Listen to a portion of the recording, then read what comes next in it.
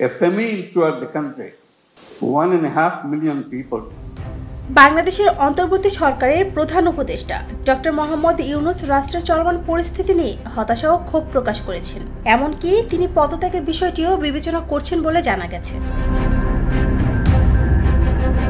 ইতিমধ্যে সামাজিক যোগাযোগ মাধ্যমে নানা জল্পনা কল্পনা ছড়িয়ে পড়ার পর আনুমানিক সন্ধ্যা 6:30টার দিকে ডক্টর ইউনূসের সরকারি বাসভবন যমুনায় গিয়ে তার সঙ্গে দেখা করেন জুলাই গণ অভ্যুত্থানের সম্মুখ সারির 3 নেতা, তথ্য উপদেষ্টা মাহফুজ আলম, স্থানীয় সরকার উপদেষ্টা আসিফ মাহমুদ সজীব ভুঁইয়া ও জাতীয় নাগরিক পার্টির আহ্বায়ক নাহিদ ইসলাম।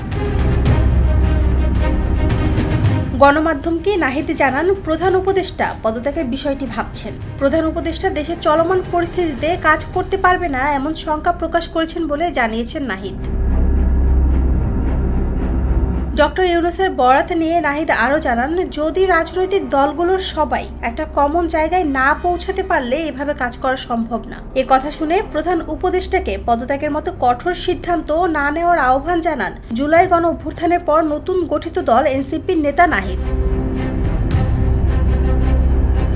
সম্প্রতি দেশের রাজনৈতিক অস্থিরতা বেড়েছে। এর পেছনে একাধিক রাজনৈতিক দলের বিক্ষোভ, সামাজিক মাধ্যম ও রাজনৈতিক সমাবেশে উত্তপ্ত বক্তব্য ইন্ধন জুগিয়েছে।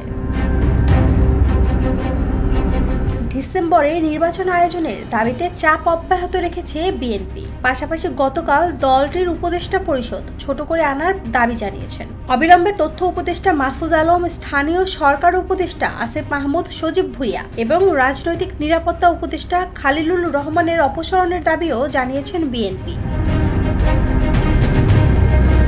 অপরদিকে বুধবার জাতীয় নাগরিক পার্টি বর্তমান নির্বাচন কমিশনের অধীনে নির্বাচনে অংশ নেবে না বলে জানিয়েছেন দলটির মুখ্য সমন্বয়ক নাসির উদ্দিন পাটোয়ারি। দলটির অর্থ উপদেষ্টা ডক্টর সালেহ উদ্দিন আহমেদ, আইন উপদেষ্টা আসিফ নজরুল ও পরিকল্পনা মন্ত্রণালয়ের উপদেষ্টা ওয়াহিদ উদ্দিন মাহমুদের পদত্যাগের দাবি করেন। ডক্টর ইউনূস বাংলাদেশের ইতিহাসে সেরা নির্বাচন আয়োজনে তার অঙ্গীকারের কথা পুনর্ব্যক্ত করেন। সেই লক্ষ্য পূরণ করতে না পারলে তার বর্তমান পদে থাকার কোনো প্রয়োজনীয়তা আছে কিনা সেটা জানতে চান তিনি।